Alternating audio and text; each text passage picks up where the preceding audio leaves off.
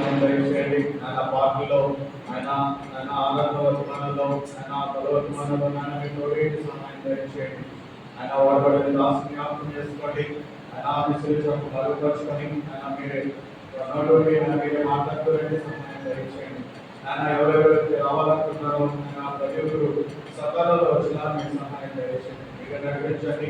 ఆయన కనకలో కానీ పేమెంట్లో కానీ ఆయన ఎటువంటి ఇబ్బంది లేకుండా ఆయన ఇప్పుడు ప్రారంభించినంత వరకు ఆయన మీకు మరింత జరుగుగా మీకు సహాయం దయచేయండి. ఆయన అలాగే చేతిని మీరు జ్ఞాపకం చేసుకోండి. ఆయన రావాలనుకుంటున్నారు.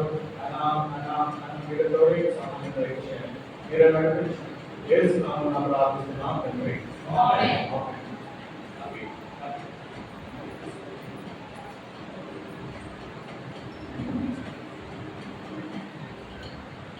సమయంలో శివ గీతాలు వచ్చి కొన్ని పాటలు పాడుతున్నాం. వాటిలో సహాయం చేయడానికి శ్రావణ అలాగే తెలిసిన నమస్కారం.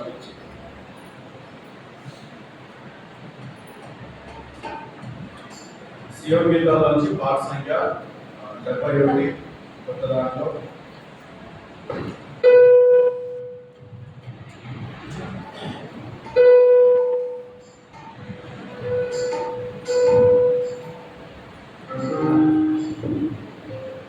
హల్లెలూయా యేసు ప్రభువు ಎಲ್ಲರೂ స్తుతించు.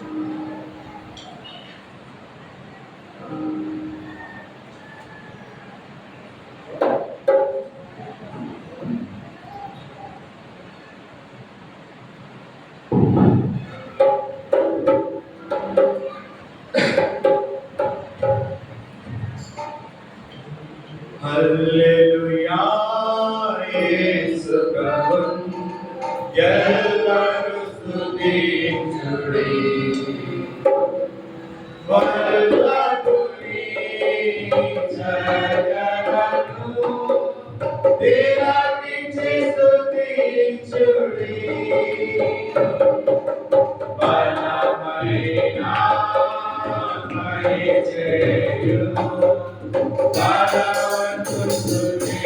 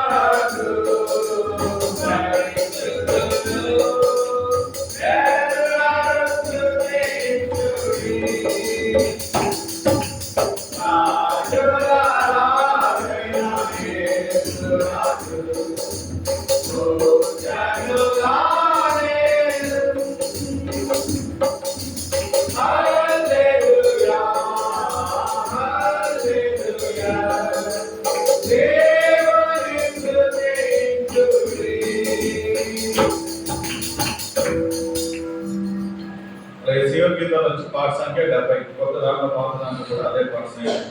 దేవుని స్తుతించుడి ఎల్లప్పుడూ దేవుని.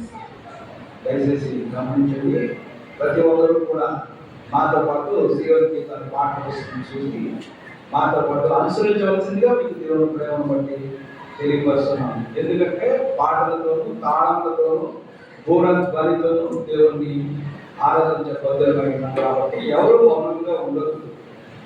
మేము ఒకటోసారి పాడినప్పుడు రెండోసారి కూడా మరలా పాడతాం. దాన్ని అనుసరించి మీరు మాతో పాటు పాడాలని దేవుని ప్రేమ పడుతున్నాను తెలియవస్తుంది.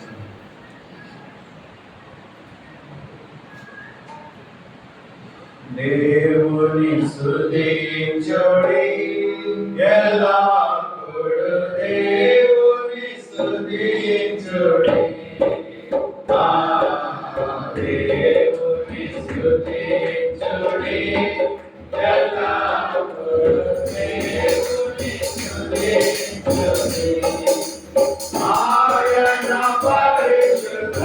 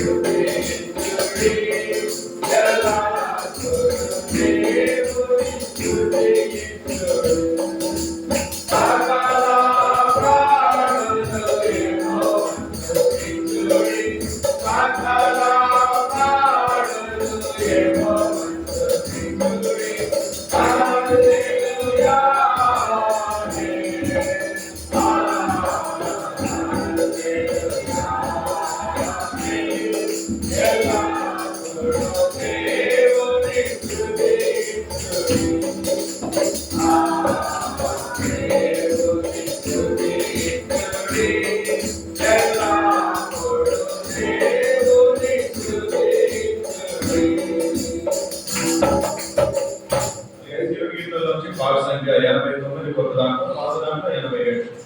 దయతో గమనించి 70 సాంగ్ లో అక్కడ ఒకటి తెలుస్తుంది, ఒకసారి పాడాలి కానీ ఒకసారి కాదు 2 సార్లు. అది ఒకసారి సరి చేసుకోండి, నెంబర్ మార్చుకోండి. ఒక దగ్గర 2 అయింది. కొత్త దాంట్లో పాట సంఖ్య 89, పాత దాంట్లో 87. యెహోవాను గానం చేసి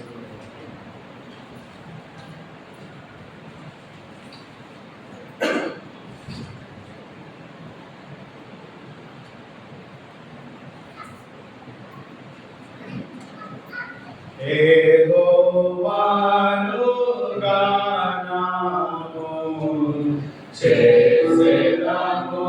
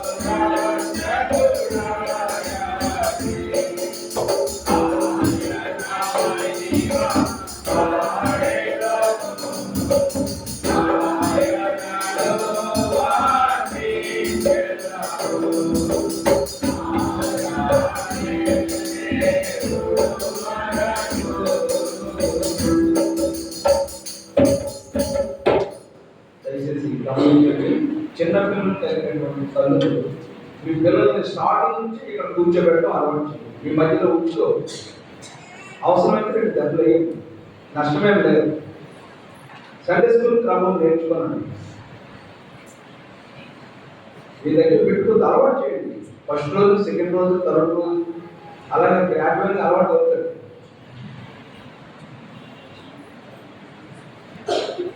సమయంలో మనం ఆరాధన వర్తమానంలో ప్రయోజనం మనం బైబిల్ పట్టుకొని బైబిల్ పట్టుకోవాలి.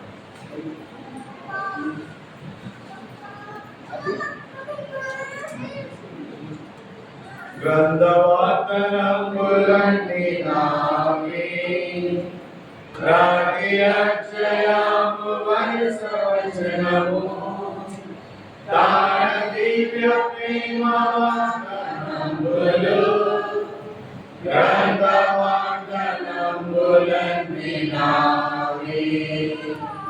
Every promise in the book is mine. Every chapter, every verse, every line, all the blessings of peace now given. Every promise in the book is mine.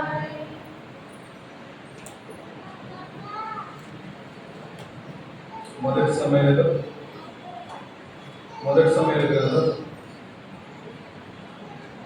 30వ అధ్యాయం 19వ వచనాన్ని మొదటి సమయంలో గ్రంథం 30వ అధ్యాయం 19వ వచనాన్ని మనం కలిగించాలి.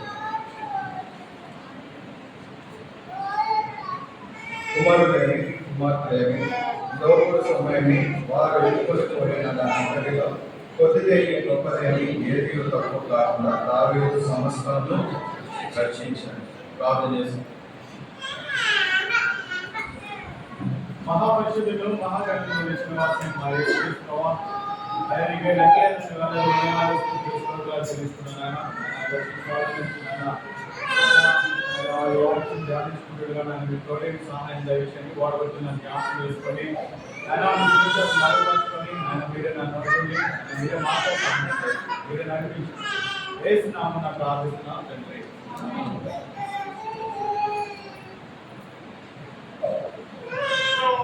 గత కొన్ని రోజులుగా కొన్ని వారాలుగా మనం ఈ వాక్యాన్ని మనం చూస్తూ ఉన్నాం. గడిచిన వారం టేబుల్ మెసేజ్ ఏంటి ఐడియా ఉందా? గడిచిన వారం టేబుల్ మెసేజ్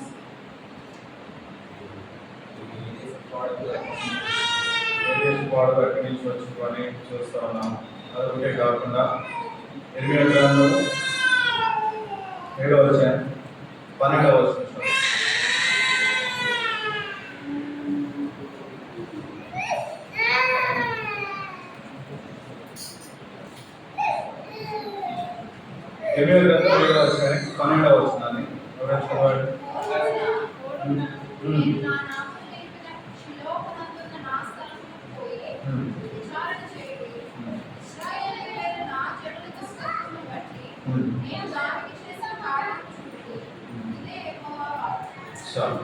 ఇక్కడ గత వారం మనం చూసుకున్నట్లయితే వాక్యం మీద ధ్యానించుకున్న పూర్వమున నేను నా నామము నిలిపిన శిలోమునందు నా స్తంభనకు పోయి విచారణ చేయడు.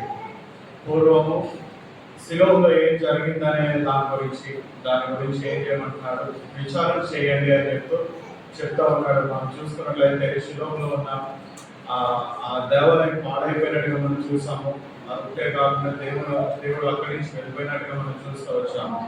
అయితే ఇప్పుడు చూసుకున్నట్లయితే సొలొమోను మహారాజు మందిరాలు కడుతూ ఉంటాడు. దానికి ముందుగా కీర్తనలు 50 అధ్యాయం, కీర్తనలు 50 అధ్యాయం 1-2 వచనాలు కూడా చదువుకుందాము.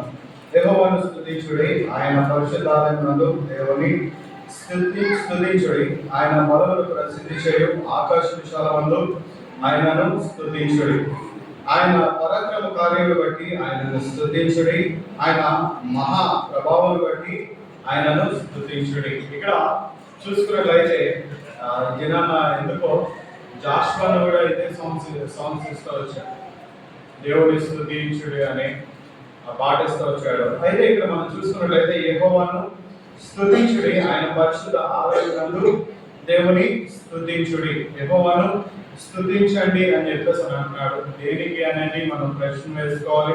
ఇంకా మనం చూసుకున్నట్లయితే ఆయన పరిశుద్ధ ఆలయమునందు దేవుని స్తుతించుడి, ఆయన పరిశుద్ధ ఆలయమునందు, ఆయన పరిశుద్ధ ఆలయంలోనే దేవుని ఎందుకు మనం స్తుతించాలనే విషయం మీద ప్రశ్న వేసుకోవచ్చు. ఇంకా మనం చూసుకున్నట్లయితే ఆయన బలమును ప్రసిద్ధి చేయు ఆకాశ విశాలమందు ఆయనను స్తుతించుడి. ఇక్కడ మనం చూసుకున్నట్లయితే దేవుని స్తుతించండి అన్నది. ఇంకా చూసుకున్నట్లయితే ఆయన పరిశుద్ధ ఆలయంలో దేవుని స్తుతించండి, ఇంకా ఆయన బలమును ప్రసిద్ధి చేయు ఆకాశ విశాలమందు ఆయనను స్తుతించుడి అని మనం చూస్తున్నాం. అసలు ఆ మందిరంలోనే దేవుని ఎందుకు ఆరాధించాలి, మందిరంలో దేవుని ఎందుకు ఆరాధించాలి అనేది మనం కొన్ని విషయాన్ని మనం చూసుకుందాము. 1 రాజుల గ్రంథము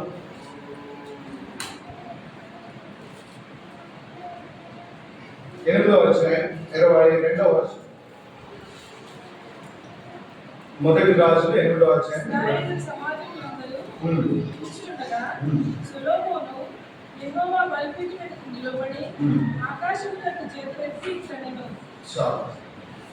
మొట్టమొదటి మందిరంగా మనం చూసుకున్నట్లయితే శిలోలో ఉన్న మందిరం గురించి గత వారం చూసుకున్నాము. అయితే ఇక్కడ సొలొమోను మహారాజు ఆయన మందిరం కడుతూ ఉంటాడు.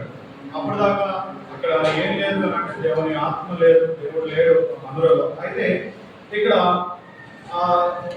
సొలొమోన్ మహారాజు ప్రార్థన చేస్తూ ఉంటాడు. ఏమని చూసుకున్నట్లయితే ఇశ్రాయేలీల సమాజకులు అందరూ చూస్తుండగా సొలొమోను యెహోవా బలిపీఠం మీదుగా నిలబడి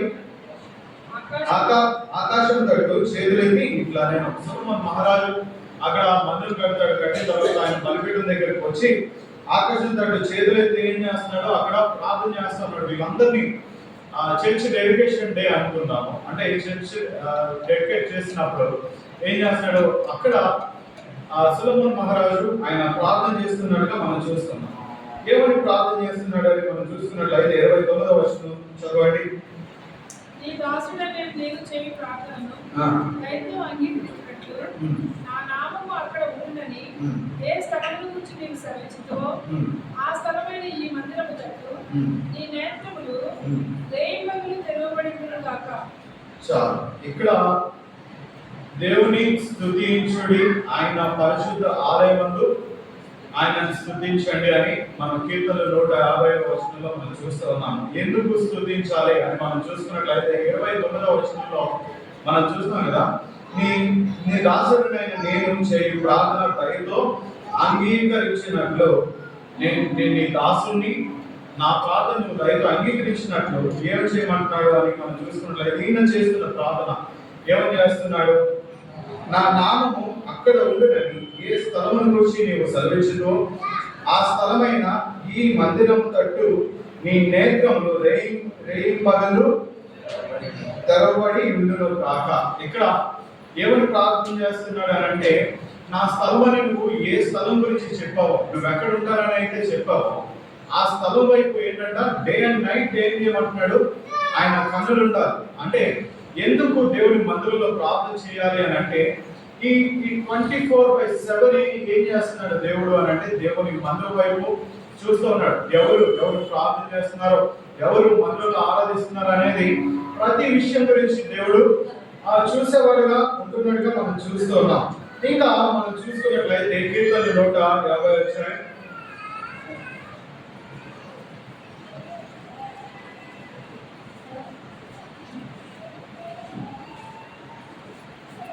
కీర్తనలు 150 వచ్చాయి. చూసుకున్నట్లయితే ఇక్కడ మనం చూస్తాం కదా, ఆయన పరిశుద్ధ ఆలయమునందు దేవుని స్తుతించుడి, ఆయన పరిశుద్ధ ఆలయమునందు దేవుని స్తుతించుడి అంటే ఇక్కడ మనం చూస్తున్నాం ఎందుకు ఆయన పరిశుద్ధ ఆలయమునందు స్తుతించాలంటే దేవుడు దివారాత్రులు ఆయన మందిరం తట్టే చూస్తూ ఉన్నాడు. ఇక్కడ సొలొమోను చేస్తున్న ప్రార్థన ఇంకా ఎదురు వచ్చినట్లయితే 30 వచనం చదవండి. మరియు నీ దాసుడినైనా నేను నీ జనులైన ఇశ్రాయేలును ఈ స్థలము తట్టు తిరిగి ప్రార్థన చేయనప్పుడల్లా నీ నివాస స్థలమైన ఆకాశమందు విని నీ మా విన్నపములు అంగీకరించుము. ఇక్కడ మనం చూసినట్లయితే రెండవదిగా మనం చూస్తూ ఉన్నాము ఏంటి అని అంటే, ఒకవేళ కొన్నిసార్లు సిచ్యువేషన్ ఎలా ఉండొచ్చు. సొలొమోను అన్ని ఆలోచించి ప్రార్థన చేస్తున్నాడు ఈ మందిరం గురించి. ఏమంటే మొట్టమొదటిగా ఆయన మందిరంకి ఎవరైతే వచ్చి ప్రార్థన చేస్తారో ఆ మందిరం వైపు ఫుల్ కాన్సన్ట్రేషన్ ఏముండాలంట? మందిరం వైపే. నీ ఫోకస్ మొత్తం 24/7 ఏముండాలి? మందిరం వైపు ఉండాలని ప్రార్థన చేస్తున్నారు. అందుకనే అప్పుడులో అన్న చూసుకున్నట్లయితే ఏటేటా ఏం చేసింది? శిలోహు నందు ఆ మందిరంకి వెళ్ళి ఆవిడ ఇచ్చిన అప్పులను ఏం చేస్తుంది? ఆ మందిరంలోకి వెళ్ళి ఏం చేస్తుంది? ఆ అప్పులు ఇస్తా ఉంది. ఈ కింద వచనంలో మనం చూసుకున్నట్లయితే, మరియు నీ దాసుడైన నేను నీ జనులైన ఇశ్రాయేలును ఈ స్థలము తట్టు తిరిగి ప్రార్థన చేయనప్పుడల్లా. ఇక్కడ కొన్ని సిచ్యువేషన్స్ ఉంటాయి. ఏంటి ఆ సిచ్యువేషన్స్ అంటే, రాలేని పరిస్థితులు. మనకి ప్రీవియస్ గా చూసుకున్నట్లయితే లాక్డౌన్ లో ఉన్నాము. ఆ టైంలో ఏంటంటే మందిరానికి రాలేని పరిస్థితి. అలాంటి టైంలో ఏంటంట ఇక్కడ ఏమని ప్రార్థన చేస్తున్నాడు? మరియు నీ దాసుడైన నేను నీ జనులైన ఇశ్రాయేలును ఈ స్థలము తట్టు తిరిగి ప్రార్థన చేయనప్పుడల్లా. ఏంటి? ఈ స్థలం వైపు తిరిగి ప్రార్థన చేయనప్పుడల్లా నువ్వు వినమని చెప్పేసి అని అంటున్నాడు. ఇక్కడ చూసుకున్నట్లయితే దీనికి ఒక ఎగ్జాంపుల్ ఉంది. ఏంటి ఆ ఎగ్జాంపుల్ అని మనం చూసుకున్నట్లయితే, దానియేలు ఆయన ఏం చేస్తూ ఉన్నాడు? ఎక్కడ ఉన్నాడు ఆయన? చర్చాల్లో ఉన్నాడు. మనకి చర్చాల్లో ఉంటే పరిస్థితి ఎలా ఉంటుంది ఆయనకి? ఇప్పుడు ఫర్ ఎగ్జాంపుల్ మనం ఉద్యోగం చేస్తాము, ఎప్పుడైనా ఏదైనా స్పెషల్ అకేషన్ వచ్చింది, నేను సండే వచ్చింది కదా, నేను ఖచ్చితంగా చర్చికి వెళ్ళాలంటే మనకి సెలవు ఇస్తూ ఉంటారు. కానీ అక్కడ ఉన్న పరిస్థితి ఏంటంటే దానియాలకి ఆయన ఎక్కడున్నాడు? చెరసాల్లో ఉన్నాడు. అక్కడ బందీగా ఉంటూ ఉన్నాడు. ఆయనకి ఏంటి? మందిరానికి వెళ్ళలేని పరిస్థితి. ఆ టైంలో ఏం చేశాడు? ఆయన మందిరం తట్టు సియోన్ తట్టు ఏం చేశాడు? ఆయన యెరూషలేము తట్టు ఆయన కిటికీలు తెరిచి అక్కడ ప్రార్థన చేసినప్పుడు ఏం చేస్తున్నాడు? దేవుడు దాన్ని అంగీకరించేవాడుగా ఉంటున్నాడు. అందుకని ఇక్కడ సొలొమోను ఇక్కడ చెప్తున్నాడు, ఇక్కడ ప్రార్థన చేస్తున్నాడు ఏమని? మరియు నీ దాసుడనైనా నేను నీ జనుడైన ఇశ్రాయేలును ఈ స్థలం తట్టు తిరిగి ప్రార్థన చేయనప్పుడల్లా, ఈ స్థలం తట్టు తిరిగి ప్రార్థన చేసినప్పుడల్లా నువ్వు దాన్ని జ్ఞాపకం చేసుకొని ఏం చేస్తున్నాడు? ఇక్కడ సొలొమోను ప్రార్థన చేస్తూ ఉన్నాడు. ఇంకా మనం 150వ కీర్తనలో మనం చూసుకున్నట్లయితే ఆయన బలమును ప్రసిద్ధి చేయు ఆకాశ విశాలమందు ఆయనను స్తుతించుడి. ఆయన బలాన్ని ప్రసిద్ధి చేయు ఆకాశ విశాలమందు ఆయనను స్తుతించుడి అని అంటే ఏంటి? ఆకాశ విశాలమందు, ఎందుకు ఆకాశ విశాలమందు అని మనం చూసుకున్నట్లయితే ఒకసారి యోహాను సువార్త 4వ అధ్యాయం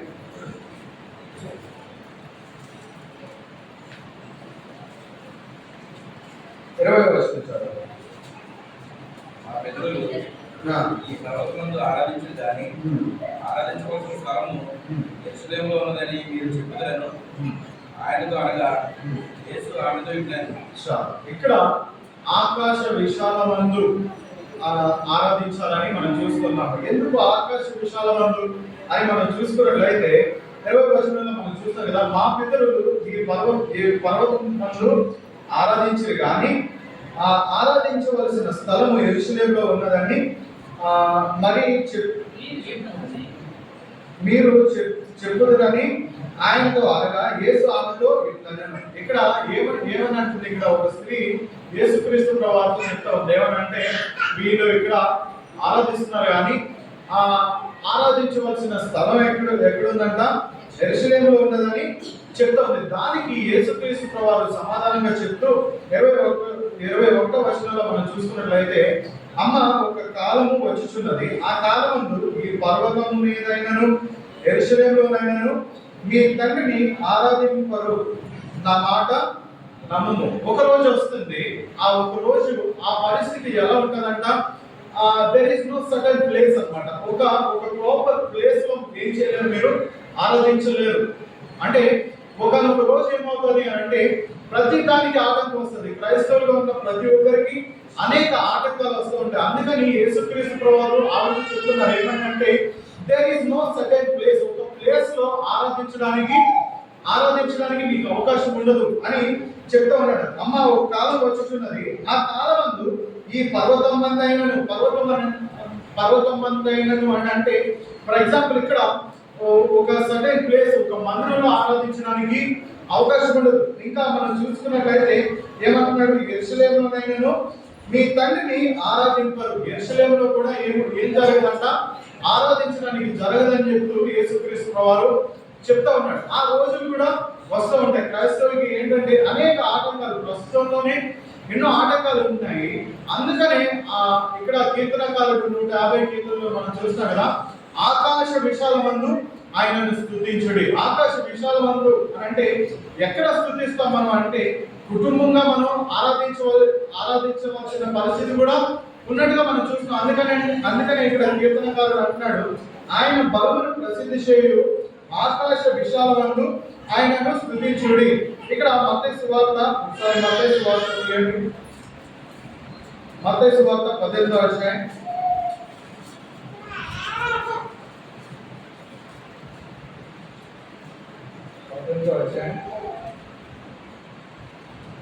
20వ వచనం. యాదనగా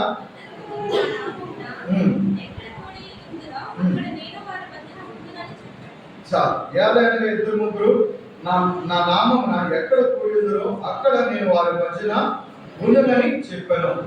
ఒక రోజు వస్తుంది, ఆ రోజు ఇద్దరు ముగ్గురు కంటే ఎక్కడ కూడగలం? ఇద్దరు ముగ్గురు కంటే ఒక కుటుంబంగానే కూడడానికి అవుతుంది. ఎవరింట్లో వాళ్ళు ఆరాధన చేసుకునే రోజు ఒకటి వస్తారు. అందుకని ఏమంటున్నాడు? ఆకాశ విశాలమందు. ఎవరు ఆకాశ విశాలమందు అంటే క్రైస్తవులు ఎక్కడెక్కడ ఉంటూ ఉంటారు. ప్రతి ఒక్కరు ఏం చేస్తారు? కుటుంబంగా సీక్రెట్ గా చేసుకునే పరిస్థితి కూడా ఉంటారు. అందుకని ఇక్కడ కీర్తనకారుడు తెలియజేస్తున్నాడు ఏమని? ఆకాశ విశాలమందు ఆయనను స్తుతించుడి. ఆకాశ విశాలమందు కూడా ఆయన స్తుతించే వారంగా ఉంటారు. ఇంకా ఇప్పుడు చూసుకున్నట్లయితే 150వ కీర్తన 2వ వచనం. ఆయన పరాక్రమ కార్యములను బట్టి ఆయనను స్తుతించుడి. ఇక్కడ మనం చూస్తున్నాం కదా, ఆయన పరాక్రమ కార్యమును బట్టి ఆయనను స్తుతించుడి. ఆయన పరాక్రమ కార్యము అంటే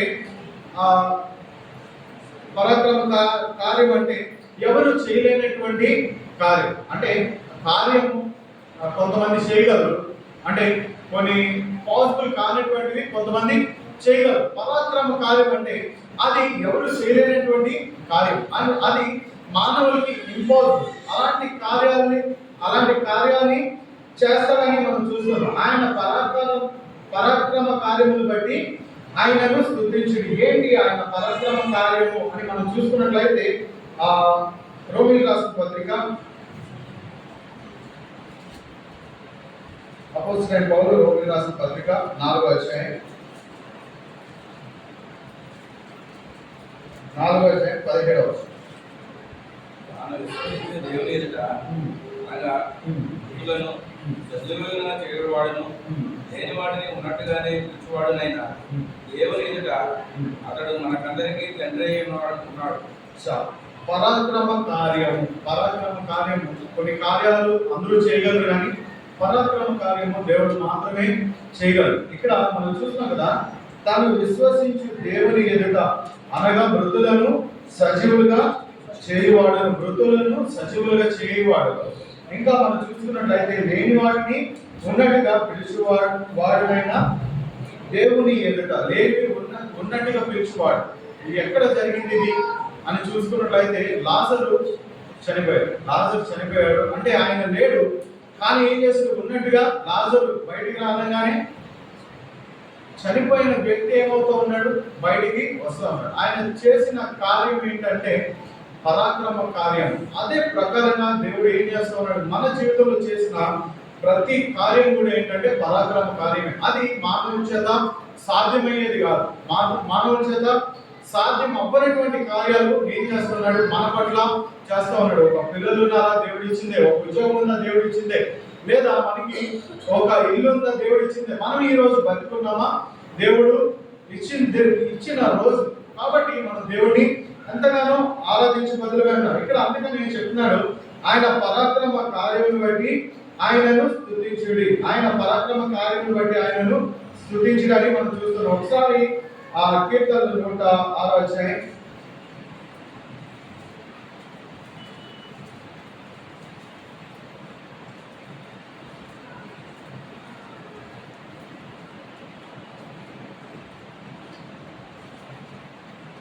7వ వచనం చదవండి. ఆయనను తన మహాపరాక్రమమును ప్రసిద్ధి చేయుటకై ఆయన తన నామమును బట్టి వారిని రక్షించెను. ఇక్కడ 8వ వచనంలో మనం చూస్తున్నాం కదా, ఆయనను తన మహాపరాక్రమ కార్యమును ప్రసిద్ధి చేయుటకై ఆయన తన నామమును బట్టి వారిని రక్షించాను. ఇక్కడ ఒక సిచ్యువేషన్ ని మనం చూడొచ్చు. ఏంటి అని మనం చూసుకున్నట్లయితే, ఆయనను తన పరాక్రమమును ప్రసిద్ధి చేయుటకై ఆయన తన నామం బట్టి వారిని రక్షించాను. ఆయనను రక్షించాను అంటే ఈ మధ్యలో ఉన్న మొత్తం అంతా తీసేసినట్లయితే ఆయనను రక్షించాను. నాకేమి చేయలే, కానీ నేనేం చేస్తాను? అయినా సరే వాడికి నేను హెల్ప్ చేశా అని చెప్పేసి అని అంటూ ఉంటారు కదా. మనం జనరల్ గా మాట్లాడే దాంట్లో ఏమీ జరగలేదు, కానీ అయినా సరే నేను వాడికి హెల్ప్ చేశాను అని అంటూ ఉంటారు. ఇక్కడ చూసుకున్నట్లయితే దేవుడు అంటూ ఉన్నాడు ఏమనంటే, ఆయనను తన పరాక్రమమును ప్రసిద్ధి చేయుటకై ఆయన తన నామమును బట్టి వారిని రక్షించను. అయినా సరే రక్షిస్తా ఉన్నాడు అని అంటే ఎందుకు రక్షిస్తున్నాడు? ఈ 5వ వచనం చదవండి. 7వ వచనం. ఐగుప్తులో మా పితరులు నీ అద్భుతములను గ్రహింపకయుండు, ఈ కృపాబాహుళ్యమును జ్ఞాపకాలకు తెచ్చుకొనకయుండు. సముద్రం వద్ద ఎర్ర సముద్రం వద్ద వారు తిరుగుబాటు చేశారు. ఇక్కడ 7వ వచనంలో మనం చూసుకున్నట్లయితే మా పితరులు నీ అద్భుతములను గ్రహింపక యుండెరి. మా పితరులు ఏంటంట, ఆయన చేసిన అద్భుతాల్ని గ్రహించలేకుండా ఉన్నట్టుగా మనం చూస్తున్నాం. అంటే ఫర్ ఎగ్జాంపుల్ దేవుడు కూడా మన మన మన జీవితంలో చూసుకున్నట్లయితే కొన్ని కార్యాలు చేస్తూ ఉంటాడు. వాటన్నిటిని ఏం చేస్తూ ఉంటాం అంటే మనం మర్చిపోయి ఉంటామంటాం. అంటే కొన్ని చేసిన కార్యాలు అది ఇంపాసిబుల్. మన పట్ల చేసిన ప్రతి కార్యం కూడా అది ఇంపాసిబుల్. అలాంటి కార్యాలు మన పట్ల చేస్తే వాటిని మనం మర్చిపోయేటటువంటి వారుగా ఉంటాం. ఇక్కడ ఇశ్రాయేలీయులు ఏం చేస్తున్నారు అని మనం చూసుకున్నట్లయితే మా పితరులు నీ అద్భుతములను గ్రహింపక యుండిరి. ఆయన చేసిన అద్భుతాలు దేన్ని కూడా గ్రహింపలేకపోతున్నారని మనం చూస్తున్నాము. ఇంకా మనం చూసుకున్నట్లయితే నీ నీ కృప బాహుల్యమును జ్ఞాపకములకు తెచ్చుకొనక యుండిరి. ఆయన కృప బాహుల్యాన్ని ఏం చేస్తారంటే వీళ్ళు జ్ఞాపకం తెచ్చుకోకుండా ఉంటున్నారు. అంటే ఆయన చేసిన దాన్ని బట్టి ఏం చేయట్లేదు, వీళ్ళు ఆరాధన చేయట్లా. ఆయన చేసిన కార్యాన్ని బట్టి వీళ్ళు ఏం చేయట్లేదు అని అంటే ఆరాధన చేయని వారుగా ఉన్నట్టుగా మనం చూస్తున్నాము. ఇంకా చూసుకున్నట్లయితే ఇది ఒకటే కాకుండా సముద్రం వద్ద ఎర్ర సముద్రం వద్ద వారు తిరుగుబాటు చేసిరి. వాళ్ళు ఏం చేస్తారంటే దేవునికి వ్యతిరేక తిరుగుబాటు చేస్తున్నారు. అంటే వ్యతిరేకంగా మాట్లాడుతూ ఉన్నారు. లేదంటే అక్కడ చూసుకున్నట్లయితే మోషే మీద ఏం చేస్తున్నారు, వీళ్ళందరూ ఇశ్రాయేలీయులు తిరుగుబాటు చేస్తున్నారు. అసలు వీళ్ళు చేసిన దేవుడు చేసిన అద్భుతాలన్నిటినీ ఏం చేశారు, వీళ్ళు మర్చిపోతూ ఉన్నారు. ఒకసారి నిర్గమకాండము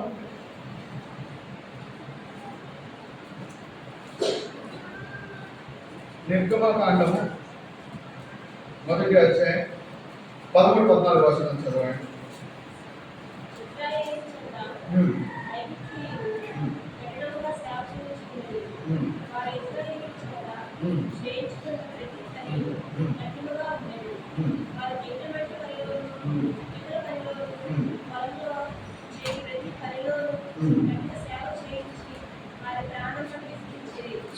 ఇక్కడ ఇశ్రాయేలు పట్ల దేవుడు చేస్తున్న కార్యం ఏంటి, పరాక్రమ కార్యం ఏంటి అని మనం చూసుకున్నట్లయితే ఇశ్రాయేలు చేత ఐగుప్తీయులు కఠిన సేవ చేయించుకుని ఇశ్రాయేలు చేత వీళ్ళు ఏం చేస్తారంటే కఠినంగా సేవ చేయించుకుంటున్నారు. ఏంటి ఆ సేవ అంటే మంటి పనిలో, వరద మంటి పనిలో వీళ్ళకి బానిసలు అంటే వాళ్ళకి రెస్ట్ ఉండదు. వాళ్ళు స్టామినా అయిపోయినంత వరకు ఏం చేస్తారు, వీళ్ళకి పని జరుగుతూనే ఉంటారు.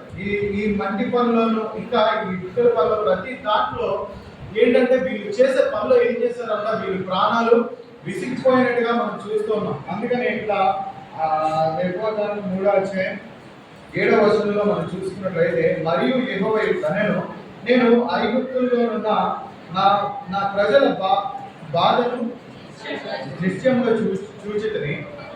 పనులు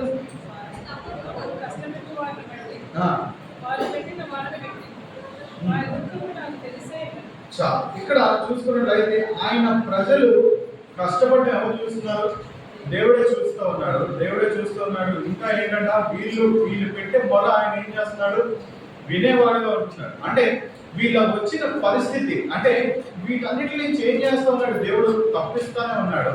వీళ్ళ పట్ల ఎన్నో అద్భుత కార్యాలు చేస్తూ ఉన్నాడు. ఈయన చేసిన ప్రతి కార్యాన్ని ఏం చేశారు ఇశ్రాయేలీయులు మర్చిపోతూ ఉంటున్నట్టుగా మనం చూస్తాం. ఇంకా ఇదే నిర్గమకాండం 15వ అధ్యాయం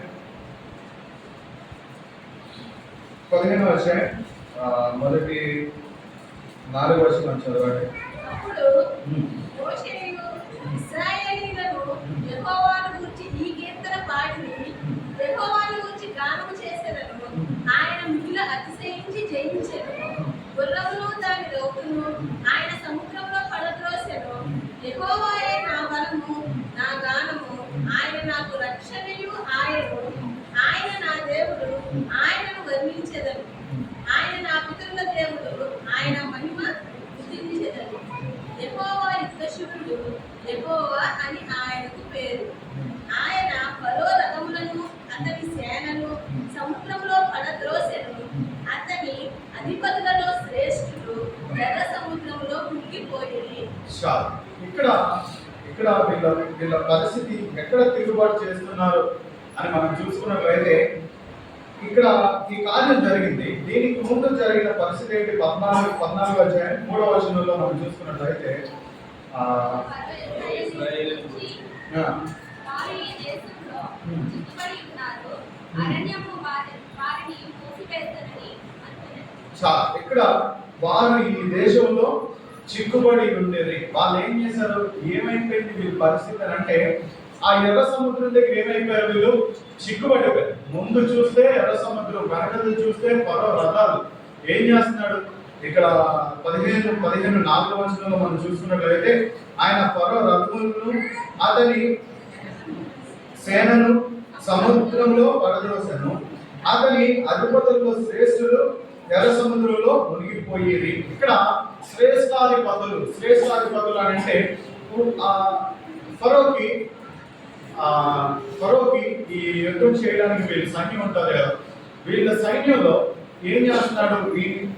వీళ్ళ సైన్యాన్ని ఇశ్రాయేలు మీదకి పంపిస్తా ఉన్నాడు. ముందు చూస్తే ఎర్ర సముద్రం, వెనకది చూస్తే ఫరో రథములు, ఇంకా సైన్యము భయంకరంగా వస్తూ ఉంది. పోనీ వీళ్ళ పరిస్థితి పోలే, సరే ఫ్రంట్ బ్యాక్ వెళ్ళాం కదా, లెఫ్ట్ రైట్ వెళ్ళొచ్చు అని అనుకుంటే ఒకవైపు అరణ్యం, ఒకవైపు ఎడారి. అంటే వీళ్ళు ట్రై చేయకుండా ఉండరు కదా ఇశ్రాయేలు, వీళ్ళు ట్రై చేసి ఉంటారు. అందుకని ఇక్కడ మనం చూస్తున్నాము, వీరు ఈ దేశంలో చిక్కుబడి ఉండేది. వీళ్ళు ఏం చేశారంటే ఈ దేశంలో చిక్కుబడిపోయారు. అంటే ఎటు విధంగా ఎటు వెళ్ళలేనటువంటి పరిస్థితులు ఎవరు ఉన్నారు?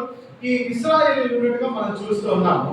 అలాంటి టైంలో ఏం చేస్తున్నారు? దేవుని మీద వీళ్ళు తిరుగుబాటు చేస్తున్నారు. అక్కడ ప్రార్థన చేయట్లా, దేవుడికి ప్రార్థన చేయకుండా ఏం చేస్తున్నారు? తిరుగుబాటు చేస్తున్నారు. అప్పుడు దాకా దేవుడు చేసిన కార్యాలు, వాళ్ళని అన్ని సంవత్సరాలు ఎలా నడిపించుకుంటూ వచ్చారు, ప్రతి ఒక్క దాన్ని మర్చిపోయి ఏం చేస్తున్నారు? వీళ్ళు తిరుగుబాటు చేస్తూ ఉన్నారు. ఇంకా మనం చూసుకున్నట్లయితే వీళ్ళ పట్ల అయినను అని మనం చూస్తాం కదా, అయినను వారిని రక్షించాను. వీళ్ళు తిరుగుబాటు చేసినప్పటికీ దేవుడు అక్కడ విడిచిపెట్ల. ఏం చేశాడు? ఆ రథాల నుంచి, ఆయన సైన్యం నుంచి ఏం చేస్తా ఉన్నాడు? విడిపిస్తూ ఉన్నాడు. నిజంగా అది ఎంత భయంకరమైన సిచ్యువేషన్ అంటే, ఫర్ ఎగ్జాంపుల్ గా ఈ ఇశ్రాయేలీకి తెలిసిన పని ఏంటి? మనం చూస్తున్నాం కదా, నిర్మకాండం 1వ అధ్యాయంలో మంటి పనులను ఇటుల వీళ్ళు చేసే పని ఏంటంటే ఈ బానిసత్వం. యజమానుడు ఏం చెప్తే అది చేయడం, కానీ వీటికి ఈ యుద్ధం చేయడం అలాంటి టాలెంట్స్ ఏమీ లేదు, అంతే కదా. ఏమీ లేనోటి మీదకి ఏం చేస్తున్నాడు ఫరో? ఏం చేస్తున్నాడు? ఎక్స్పర్ట్స్. ఇక్కడ మనం చూస్తున్నాం కదా, అతని అధిపతుల్లో శ్రేష్ఠులు, ఆయన ఉన్న అధిపతుల్లో శ్రేష్ఠులు అంటే ఇప్పుడు కత్తితో యుద్ధం చేసేవాడు, దాంట్లో ఎవడు? శ్రేష్ఠుడు. అంటే ఒక ఎక్స్పర్ట్. అంటే ఫర్ ఎగ్జాంపుల్ ఈయన గన్ ఫైరింగ్ లో ఎక్స్పర్ట్ అని చెప్తాను అంటారు కదా. ఏమీ తెలియని వాళ్ళ మీద ఏం చేస్తున్నాడు ఫరో? ఎక్స్పర్ట్స్ ని పంపిస్తున్నాడు. అంటే అలాంటి వాళ్ళ దగ్గర నుంచి వీళ్ళు తప్పించుకోవడానికి అసలు ఛాన్స్ లేదు. అలాంటి టైంలో ఏం చేస్తున్నాడు? దేవుడు వారిని రక్షిస్తూ ఉన్నాడు. వీళ్ళు తిరుగుబాటు చేసినప్పటికీ ఏం చేస్తున్నాడు? దేవుడు రక్షిస్తూ ఉన్నాడు. ఇక్కడ అందుకనే చూస్తాం కదా, నిర్గమకాండం 15వ అధ్యాయం 4వ వచనం చదవండి. ఆయన ఫరో రథములను అతని సేనను సముద్రంలో పడద్రోసెను, అతని అధిపతులలో శ్రేష్ఠులు ఎర్ర సముద్రంలో మునిగిపోయి. ఇక్కడ ఫరో రథములను అతని సేనను సముద్రంలో పడద్రోసెను, అతని అధిపతుల్లో శ్రేష్ఠులు ఎర్ర సముద్రంలో మునిగిపోయి. మొత్తం అందరిని ఏం చేశాడు? క్లీన్ స్వీప్ చేస్తాడు. అంటే ఫరోని, ఆయన రథాలని, ఆయనకున్న ప్రతి ఒక్కటి ఏమైపోయింది? ఎర్ర సముద్రంలో పడద్రోసినట్టుగా మనం చూస్తూ ఉన్నాం. అంటే దేవుడు వీళ్ళంతా తిరుగుబాటు చేసినప్పటికీ ఆయన ప్రేమను ఏం చేస్తున్నాడు? చూపిస్తానే ఉన్నాడు. ఆయన ప్రేమను కనపరుస్తూనే ఉన్నాడు. అందుకని 20వ వచనం చదవండి. మరియు సహోదరియు రహస్యయునకు మిరియాము తంబురలు చేత పట్టుకొనెను. స్త్రీలందరూ తంబురలతోనూ నాట్యములతోనూ ఆమె వెంబడి వెళ్ళగా. ఇక్కడ మిరియం అందుకని అక్కడ స్త్రీలందరూ కలిసి ఏం చేస్తారంట? ఎర్ర సముద్రం దాటి వచ్చేసిన తర్వాత ఏం చేస్తున్నారు? వీళ్ళు అందరూ కలిసి దేవుణ్ణి ఆరాధిస్తూ ఉన్నారు. ఏమని? ఫరో రథముల సేనను శ్రేష్ఠాధిపతులను ఎర్ర సముద్రంలో ముంచి వేసిన యెహోవా అని చెప్పేసి ఏం చేస్తున్నారు? వీళ్ళు పాట పాడుతూ ఉన్నారు. అంటే దేవుడు అయినను ఏం చేస్తున్నాడు? దేవుడు మనల్ని రక్షిస్తూనే ఉన్నాడు. ఇక్కడ ఇశ్రాయేలీని అలా రక్షిస్తూ ఉన్నాడు. మన గురించి మనం చూసుకున్నట్లయితే ఎఫెసీయులకు రాసిన పత్రిక, అపోస్తలుడైన పౌలు ఎఫెసీయులకు రాసిన పత్రిక 2వ అధ్యాయం 1వ వచనం. మీ అపరాధముల చేతను పాపముల చేతను మీరు చచ్చిన వారై ఉండగా ఆయన మిమ్మల్ని క్రీస్తుతో కూడా బ్రతికించెను. పరాక్రమ కార్యం నశించిపోతున్న మనల్ని ఏం చేస్తాడు? క్రీస్తుతో కూడా బ్రతికిస్తూ ఉన్నాడు. ఇక్కడ మనం చూసాం కదా, మీ అపరాధముల చేతను పాపముల చేతను మీరు చచ్చిన వారై ఉండగా. అపరాధం చేత పాపం చేత ఏమైపోయి ఉంటానంటే చచ్చిపోయినటువంటి వారంగా ఉన్నప్పటికీ ఏం చేస్తున్నాడు? ఆయన మిమ్మల్ని క్రీస్తుతో కూడా బ్రతికించను. మన వల్ల ఎటువంటి ఉపయోగము లేదు, అయినను రక్షించను, అయినను బ్రతికించను, అయినను ఏం చేస్తున్నాడు? మనల్ని కాపాడుతూ ఉన్నాడు. ఇక్కడ ఆ ఇశ్రాయేలీయులు ఎలాగైతే తిరుగుబాటు చేస్తూ ఉన్నారో, ఆయన చేసిన కార్యాలు ఎలా అయితే మర్చిపోతున్నారో, మనం కూడా ఏంటంటే అనేక సార్లు ఆయన చేసిన కార్యాన్ని మర్చిపోయి జీవిస్తూ ఉంటాం. ఆయనకి ఇష్టం లేకుండా ఉన్నటువంటి వారంగా జీవిస్తూ ఉంటాం. ఆయనను ఏం చేస్తున్నాడు? ఈ దినాన్న ఆరాధించడానికి మనల్ని ఇంకా సజీవులుగా ఉంచాడు. ఇక్కడ చూస్తున్నాం కదా, మీ అపరాధం చేతను పాపముల చేతను మీరు చచ్చిన వారై ఉండగా ఆయన మిమ్మల్ని క్రీస్తుతో కూడా బ్రతికించాడు. మన పాపం నుంచి, మన అపరాధం నుంచి చచ్చిపోయినటువంటి వారు ఉన్నటువంటి మనల్ని ఏం చేస్తున్నాడు? ఆయన క్రీస్తుతో కూడా బ్రతికించి దినాన్న మనల్ని ఇక్కడ ఉంచాడు. కాబట్టి మనం దేవుడిని ఎంతగానో ఆరాధించి బతుకుని ఉన్నాం. అందుకని ఒకసారి కీర్తనలు 103వ అధ్యాయం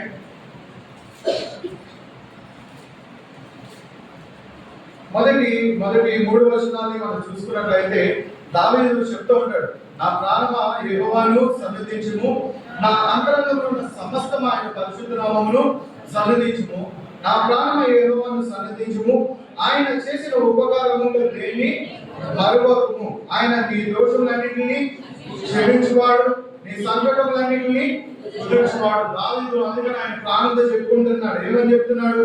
నా ప్రాణమా యెహోవాను సన్నిధించుము, నా అంతరంగంలో ఉన్న సమస్తమా, నా బాడీలో ఉన్న ప్రతి ఒక్క పాట ఏం చేయాలి? దేవుడిని ఆరాధించాలి అని చెప్పేసి చెప్తా ఉన్నాడు. 2వ వచనంలో మనం చూసుకున్నట్లయితే నా ప్రాణమా యెహోవాను సన్నిధించుము, ఆయన చేసిన ఉపకారములో దేన్ని మరవకుము. ఆయన మన పట్ల చేసిన ఉపకారం ఏంటి అని మనం చూసుకున్నట్లయితే ఆయనను మనల్ని కాపాడుతూ ఉన్నాడు. నిజంగా మన గుడి మీద చేసుకొని చెప్తే ఈ రోజు ఇక్కడ ఉండడానికి మనం అర్హులం కాదు. అయినా సరే ఏం చేశాడు? మనల్ని సజీవులుగా ఉంచుతూ మనల్ని కాపాడుతూ వస్తున్నాడు. ఆయనను రక్షించాను, అయినా ఏం చేస్తున్నాడు? మనల్ని కాపాడుతూ ఉన్నాడు. కాబట్టి మనం దేవుని ఎంతగానో ఆరాధించబోదమే ఉన్నాం. ఆయన చేసిన ఉపకారముల్ని ఈ ఇశ్రాయేలీయులు ఎలా అయితే మర్చిపోతున్నారో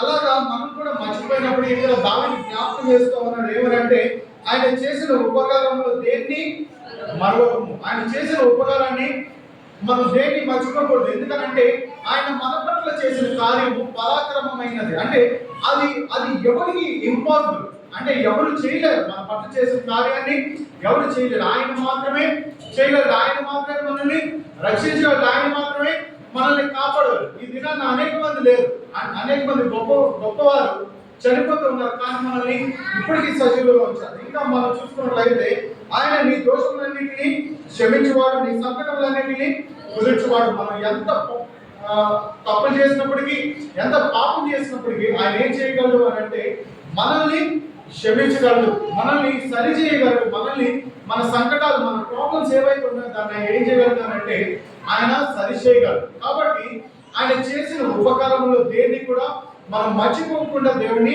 ఆరాధించే వాళ్ళం ఉండాలి. ఒకసారి కీర్తనలు 106 ఒక మాట జ్ఞాపకం చేసుకొని మన ఆరాధనలో 106 8వ వచనం. ఆయనను తన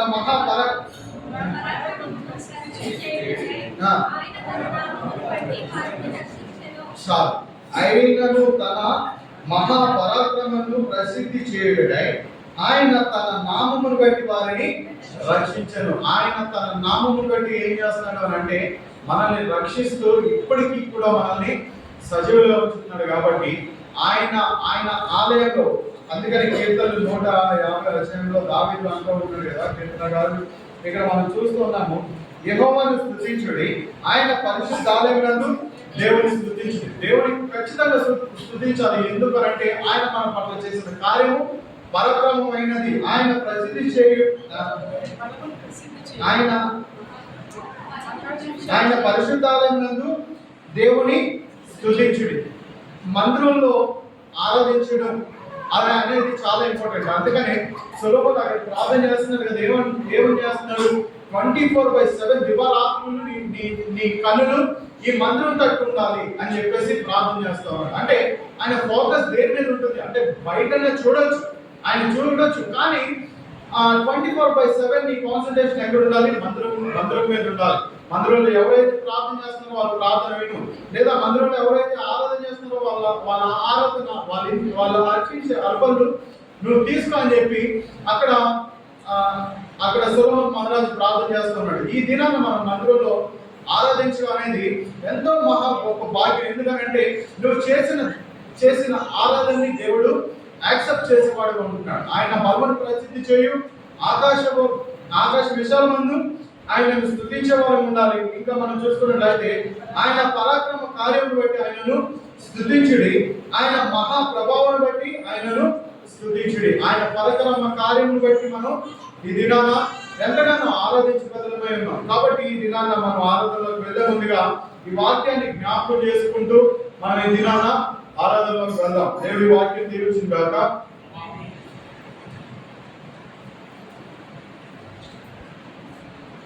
ఈ సమయంలో శివ గీతాల నుంచి ఒక పాఠం పాడుకుందాం. పాటలో సహాయం చేయడం వరకు శ్రావణ అలాగే వెలిసిన వస్తారు.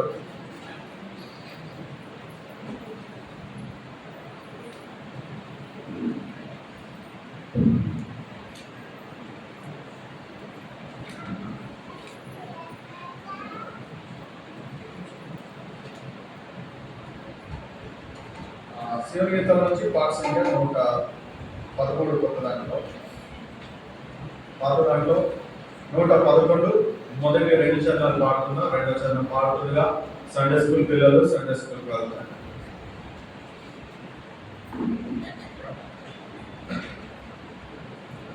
ఓ యేసు నీ ప్రేమ ఎంతో మహనీయము,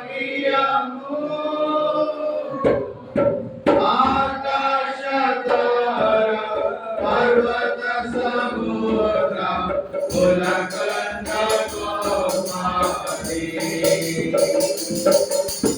ఆకాశ తార పర్వత సముద్ర ఉలకండ కోపారి. ఓ యేసు నీ ప్రేమ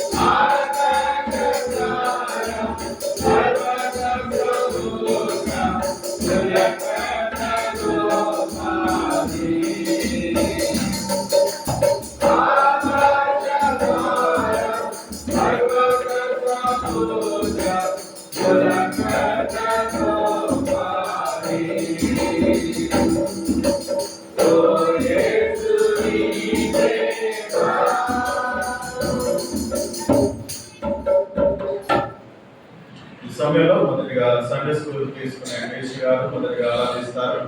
దాని తర్వాత బ్రదర్స్ నుంచి ఒకరు, సిస్టర్స్ నుంచి ఒకరు లేక క్లుప్తంగా ఆరాధించారు.